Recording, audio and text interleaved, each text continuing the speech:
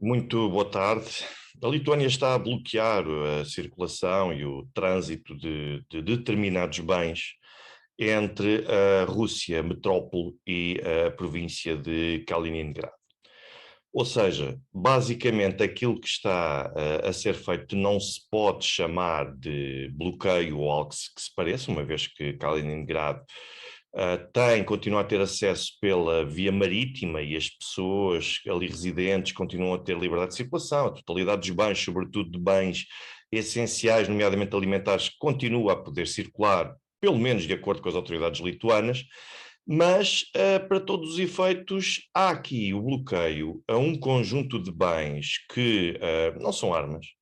não são bens que podem diretamente ou indiretamente colocar em causa ou constituir uma ameaça à Lituânia, até porque tanto a Lituânia como a Rússia não estão em guerra. Aliás, nenhum Estado-membro da União Europeia está em guerra com a Rússia, nem a Rússia declarou sequer ou tem qualquer tipo de atividades militares contra Estados-membros da União Europeia ou países aliados da NATO. O que significa que não há uma razão para que unilateralmente a Lituânia proíba a circulação e o livre trânsito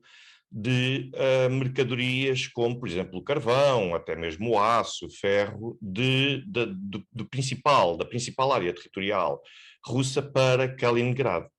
que é que isto significa? Significa que aquilo que a Lituânia está a dizer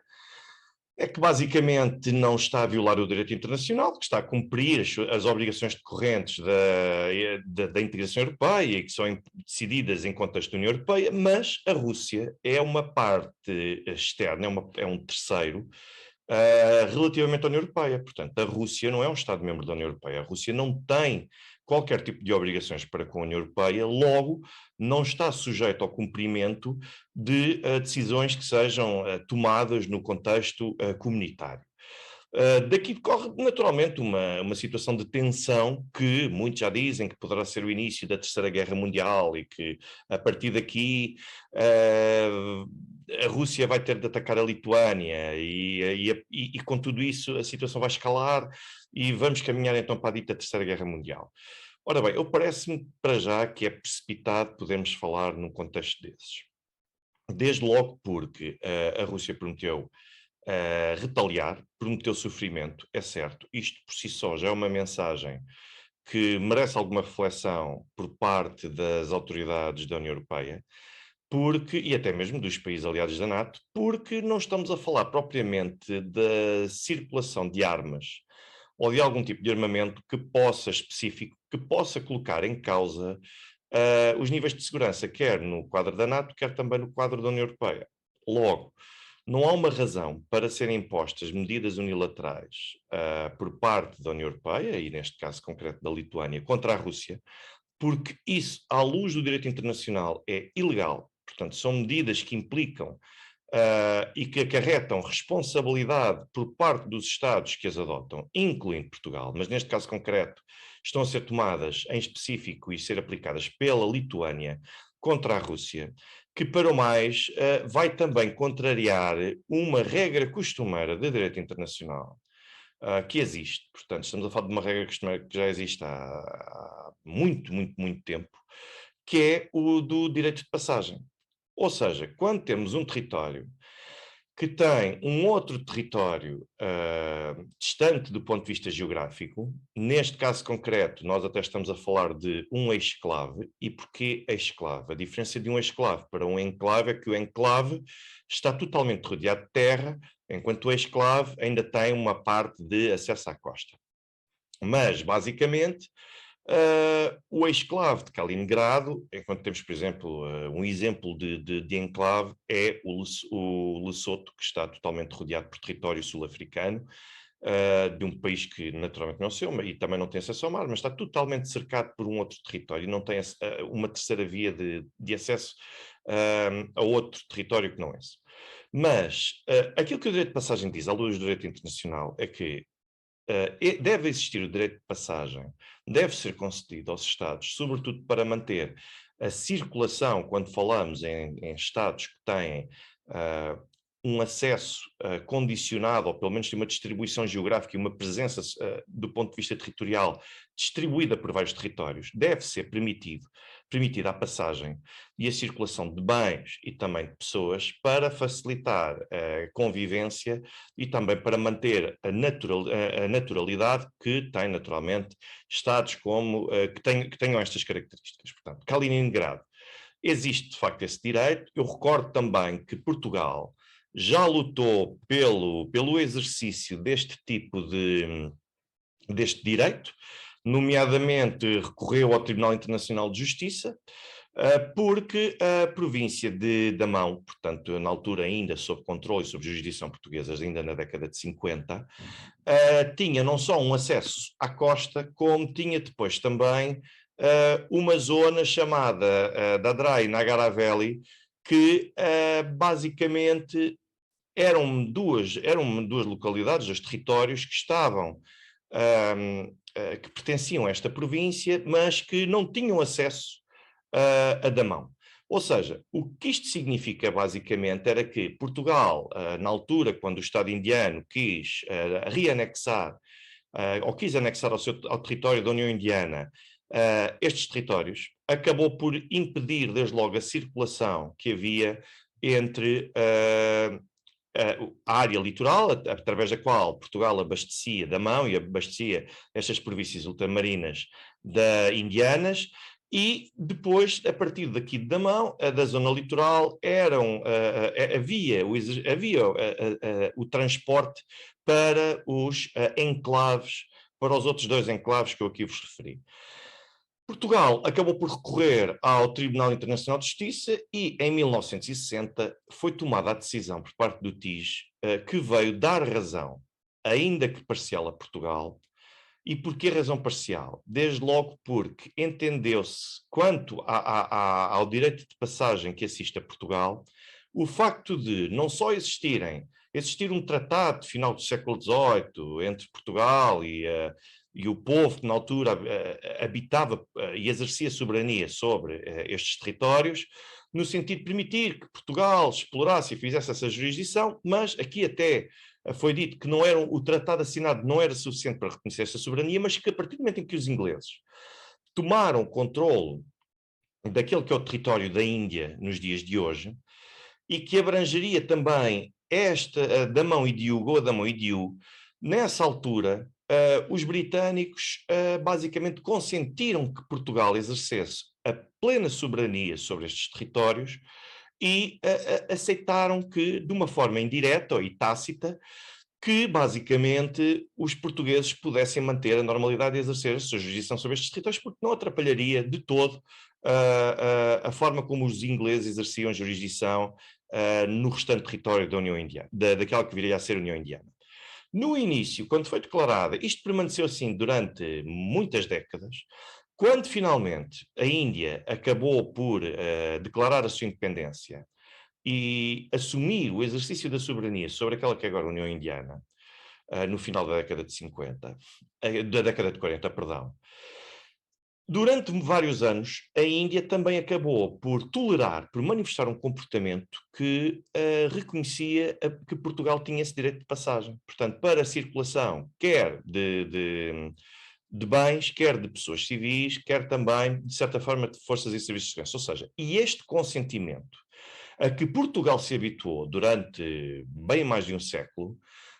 foi interpretado pelo Tribunal Internacional de Justiça como uma forma de reconhecimento tácito de que, quer por parte dos britânicos, quer por parte dos indianos, Portugal tem o direito de passagem sobre o território indiano para poder manter a ligação entre os dois enclaves e também a área territorial no litoral de Damão. No final, aquilo a que não foi dada razão a Portugal, na altura, foi a possibilidade de Portugal poder fazer circular armas, militares e forças de segurança entre o litoral e os dois enclaves. Porquê? Portugal invocava que pretendia exercer que era uma forma de poder garantir o exercício da soberania plena nestes territórios. Mas, para todos os efeitos, não havia nada de forma expressa ou alguma regra de alguma forma que pudesse ser interpretada como estando consolidada e que permitisse a circulação de armas e também de militares e de forças de segurança para aquele território, sem autorização do Estado indiano e anteriormente até do Estado britânico. Portanto, entende-se que não estava de forma alguma consolidada uma autorização que pudesse ser entendida como tácita, ainda que concedida tacitamente, para aceitar que Portugal pudesse assegurar essa circulação desse tipo de bens e desse tipo de pessoas. Portanto, neste campo, neste domínio, não foi dada razão a Portugal, portanto foi recusado, mas foi reconhecido que Portugal tinha não só soberania sobre aquele território, como também o facto de estar totalmente cercado por território indiano, aqueles dois enclaves. Isso, apesar de tudo, criaria um direito de passagem ou justificaria um direito de passagem que os portugueses teriam sobre o território indiano. Ora bem, esta foi a decisão, é assim que foi reconhecida em âmbito de direito internacional. Portanto, primeiro é preciso reconhecer soberania sobre os dois territórios, depois é preciso ver como é que os Estados se comportam, basicamente, perante uma realidade até a ocorrência do litígio ou da situação que gera esta controvérsia. Neste caso português foi assim, no caso de Kaliningrado, parece-me de todo desonesto as pessoas, de alguns argumentos, como eu já ouvi, no sentido de dizerem, bom, mas aquilo que existe entre a Lituânia não tem qualquer obrigação de aceitar a circulação pela via terrestre da Rússia, porque existe uma declaração de 2002 de uma cimeira entre a União Europeia e a Rússia, onde de facto se chegou à conclusão que, e existe essa declaração é de 11 de novembro de 2002, vocês podem facilmente aceder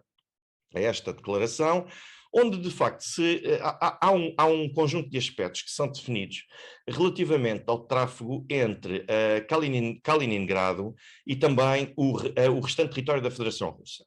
E aquilo que é dito, basicamente, é dito que nas relações económicas e sociais, portanto, basicamente entre as partes, a Rússia e a União Europeia, estou aqui a tentar traduzir-vos para vocês lerem,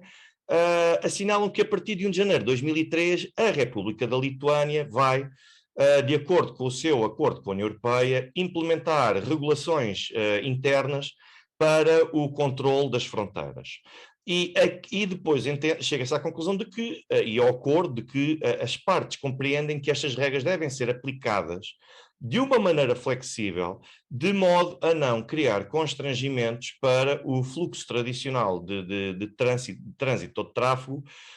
de passageiros pela via ferroviária. Ora bem, isto está a ser entendido por muita gente como uma forma de, não, a circulação de bens está excluída do acordo com a União Europeia. Depois nós temos, naturalmente, no ponto 5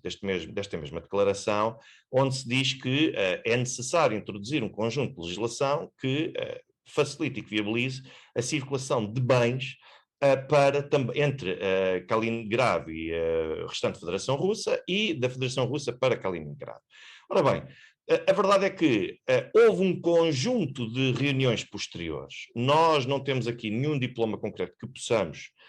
ou um acordo concreto que possamos aqui indicar, onde estejam previstos todos os termos de circulação de pessoas e bens, mas a partir do momento em que a Lituânia se tornou Estado-membro da União Europeia, houve uma obrigação e uma necessidade de a Lituânia cumprir com um conjunto de preceitos relativamente a Estados terceiros que não integram a União. E isto diz respeito, se ainda se lembram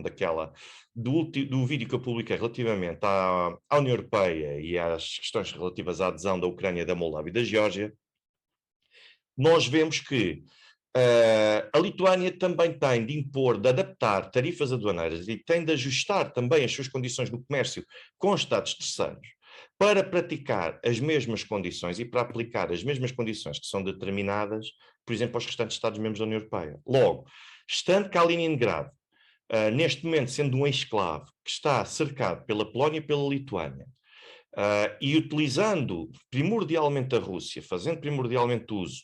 da via ferroviária que passa pelo território lituano para fazer circular pessoas e bens para Kaliningrado,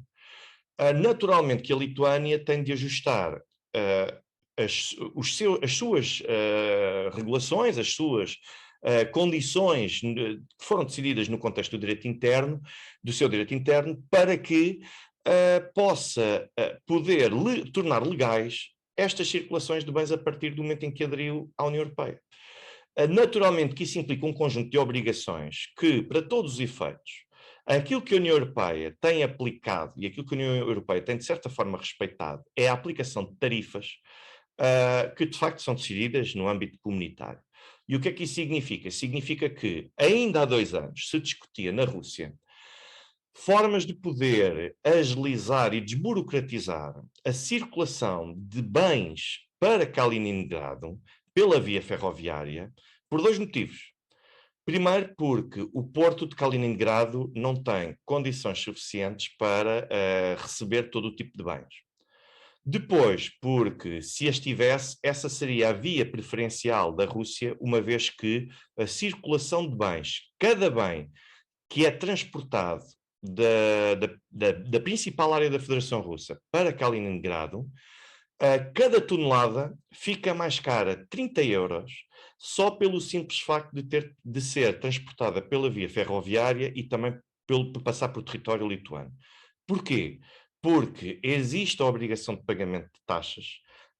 taxas aduaneiras, taxas alfandegárias, demora cerca de 7 dias a transportar esses bens porque estão sujeitos a registro em território lituano, têm de ser inventariados. Portanto, e tudo isto demora tempo e torna burocrático e complexo algo que poderia ser mais simples. Portanto, se a Rússia tivesse uma solução mais fácil, mais ágil, de poder fazer chegar os bens, e até menos onerosa, de poder fazer chegar os bens que transporta pela via rodoviária, mas para Kaliningrado, mas pudesse fazê-los chegar pela via marítima, eu não tenho a menor dúvida de que a Rússia teria todo o interesse em fazê-lo, até porque deixaria algo que faz confusão, sobretudo aos Estados e às grandes potências, que é a dependência de terceiros Estados para determinadas ações que possam tomar, quer no âmbito político, quer no âmbito económico. Portanto, neste momento a Rússia depende significativamente do trânsito pela via ferroviária, a cortar e a atravessar o território da Lituânia, e por mês estima-se que façam cerca de 100 viagens só de comboio para transporte ferroviário, só de bens. Portanto, já nem estou a falar de passageiros, estou a falar só de bens. O que é que isto significa? Naturalmente que a Rússia teria todo o interesse em fazer essa circulação através da via ferroviária, portanto existem inclusivamente projetos que a Rússia tinha de construir um novo porto em Kaliningrado para poder ser um porto de águas profundas, um porto com uma maior capacidade para escoar bens, e agora tem sido até uma província, e o porto também tem sido muito mais destinado para fins militares nos últimos anos, portanto não havia interesse por parte da Rússia em estar a gastar mais dinheiro, a despender mais tempo, e a depender de terceiros, quando poderia facilitar todas essas situações. Portanto, se a Rússia neste momento, quem diz que a Rússia pode ir pelo mar, bom, isso a meu ver é pura demagogia e é desonestidade, e é não conhecer a realidade das relações, da dependência comercial que a Rússia acaba por ter da Lituânia neste aspecto. Portanto, o que aqui se coloca neste momento é que é importante perceber, desde logo, ponto número 1, a Rússia não está ausente de qualquer acordo com a Lituânia, portanto, a Lituânia não está autorizada a simplesmente incumprir ou bloquear qualquer tipo de circulação de bens no seu território com destino a Kaliningrado. Isso não existe. E se a Lituânia assumiu a responsabilidade nesta questão das sanções, então a Lituânia também tem de se lembrar que há um conjunto de comportamentos que, mesmo perante a ausência de um acordo específico que venha a regulamentar em detalhe a forma como os dois Estados se posicionam num determinado contexto, importa recordar que a Rússia e a Finlândia têm celebrado tratados na década de 90 que vêm dar razão à Rússia quanto à questão de que o direito internacional está a ser violado. Primeiro, mesmo que não houvesse qualquer tipo de acordo, qualquer tipo de tratado entre as partes, o comportamento assumido pela Rússia e pela Lituânia desde que a Lituânia se tornou um Estado independente e houve o desmantelamento da União Soviética, esse consentimento e tolerância de que a Rússia fizesse uso da via dos canais ferroviários para atravessar o seu território e para abastecer ou servir a província de Kaliningrado, isto por si só criava a convicção de que havia um direito de passagem conferido pelos lituanos aos russos. Depois, acontece que existem vários acordos datados da década de 90, como eu disse, celebrados entre a Rússia e a Lituânia. O principal deles, que constitui, a meu ver, a base de tudo aquilo que se veio a suceder, data de 29 de julho de 1991. É chamado o Acordo entre a República Lituana e a Federação Russa sobre a cooperação e o desenvolvimento da província de Kaliningrado de longa duração nos domínios económico e sociocultural. Este acordo diz logo no artigo 14, que nós poderemos ver, ele está disponível em inglês na internet se o quiserem procurar, e para quem pelo menos não dominar a língua russa, diz que, no artigo 14, as altas partes contratantes, garantindo a segurança do trânsito de passageiros e do tráfego de mercadorias, através do mar, através dos portos, através dos aeroportos, das ferrovias e até mesmo das rodovias, bem como dos oleodutos, deve concluir um acordo especial relativamente à regulação, sem discriminação do tráfego de passageiros ou do tráfego também de passageiros, de mercadorias, digo. Depois nós temos também que as altas partes contratantes acabam, no artigo 8º, assumem obrigações de cooperação com base numa base equitativa entre as partes, enquanto dois Estados soberanos de igual direito. Finalmente, nós temos um conjunto de acordos que lhe sucederam, já que estas são as bases para o... existe a obrigação decorrente deste mesmo acordo, que proíbe a discriminação na circulação de bens. Logo por aí existe um reconhecimento de que há circulação de bens que possa vir a servir outro tipo de territórios. Depois nós temos um outro acordo que foi celebrado 2 anos mais tarde, que é o acordo sobre o comércio, as relações comerciais e económicas entre os dois países, e que veio assegurar também a circulação livre de taxas alfandegárias às duas partes, e que define também o estatuto da nação mais favorável para efeito de tráfego ou de circulação. Em 1995, tivemos um acordo de cooperação mútua sobre os serviços de bens ou de alfandegários, que vem, neste caso, permitir que sejam concedidas determinadas exceções para bens que dão entrada ou que pelo menos circulam pelo território de uma das outras partes. E depois, finalmente, temos ainda um outro acordo de 1999, e que aquilo que nos veio dizer esse acordo sobre cooperação de longo prazo entre as regiões da Lituânia e a província de Kaliningrado, que vem permitir a circulação de bens com base que tenha lugar com uma base não discriminatória. Portanto, logo aqui nós percebemos que existem várias intenções por parte dos dois Estados de garantir que essa circulação de bens, esse transporte de bens fosse realizado e que fosse realizado sempre sem haver lugar a discriminação do tipo de bens que circulavam. Naturalmente que, uma vez a adesão da Lituânia à União Europeia, veio obrigar a adaptar, pelo menos, a aplicação de taxas. Isso depois veio até a ser aceito poucos anos mais tarde, pela Rússia,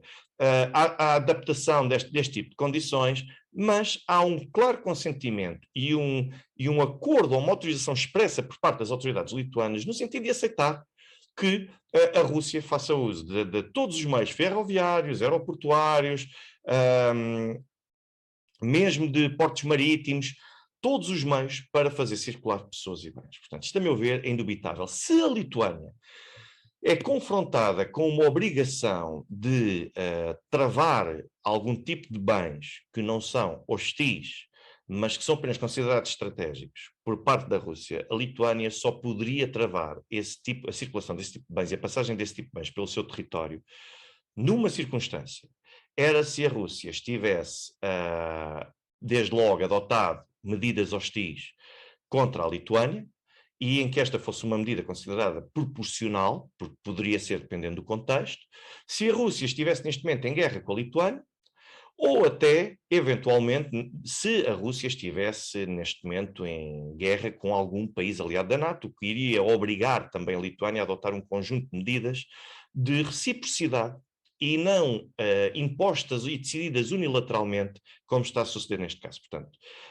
a Lituânia está a ser confrontada com obrigações decorrentes de dois tipos de origem distintas. A primeira, Aliás, três até. A primeira, porque decorre de origem costumeira a regra do direito de passagem. E não estão a circular bens que vão depois conduzir, por exemplo, ou ser utilizados para produzir danos em Estados terceiros ou subverter Estados terceiros ou a própria Lituânia. Logo por aqui. Depois temos os vários tratados da década de 90 que eu vos referi. Finalmente, nós temos uma outra obrigação que decorre da Lituânia assumir obrigações perante a União Europeia e temos aqui obrigações incompatíveis. Logo, a Lituânia é culpada, deve ser responsabilizada pelo facto de assumir responsabilidades e deveres, obrigações, que não poderia assumir por ter outro tipo de obrigações assumidas com outros Estados. Isto acarreta responsabilidade e que a Rússia, neste caso, por haver um incumprimento ou uma violação do direito internacional e um incumprimento de tratados relativamente à Federação Russa, a Rússia pode e tem capacidade até e tem legitimidade para demandar a Lituânia neste tipo de aspecto. Qual é o problema? É obter decisões em tempo útil e garantir a execução dessas decisões também em tempo útil, porque a Rússia interessa é basicamente fazer circular os bens. Isto para vos dizer que a Rússia é expectável que de facto reaja. Eu não estaria tão relutante como aqueles que dizem que é improvável que a Rússia recorra ao uso da força contra a Lituânia, porque isso obrigaria os restantes países da NATO a atuar. A Rússia pode não atacar diretamente a Lituânia como retaliação, mas a Rússia pode recorrer desde logo a outros meios económicos para travar também para fazer sentir esses danos na Lituânia ou até assegurar que, por exemplo, que essas ferrovias são monitorizadas e são vigiadas, são patrulhadas e seguradas por militares russos para assegurar que existe o trânsito para chegar a Kaliningrado. Ou seja, na prática, não existe um ataque armado, não existe uma intenção de atacar um Estado com um motivo aparente de o fazer subjugar, de lhe causar um mero dano. Existe aqui aquilo que se poderá chamar de estado de necessidade, invocar uma situação de estado de necessidade para garantir que monitoriza efetivamente o caminho em solo lituano para garantir que os bens necessários à situação económica e à vida económica em Kaliningrado são de facto entregues e, portanto, e que não ficam comprometidos os interesses russos em Kaliningrado, que é território seu. Portanto, ainda assim, acho que, de facto, um ataque armado contra a Lituânia deliberado, acho que não faz sentido, apesar da Rússia ter naturalmente capacidade para o fazer. Mas acho que não faz sentido e acho pouco provável no momento que venha a ocorrer. Mas podemos ter soluções e situações intermédias como esta que eu vos disse. Espero ter ajudado a esclarecer a situação atual entre a Lituânia e Kaliningrado e a Rússia e uma boa tarde a todos.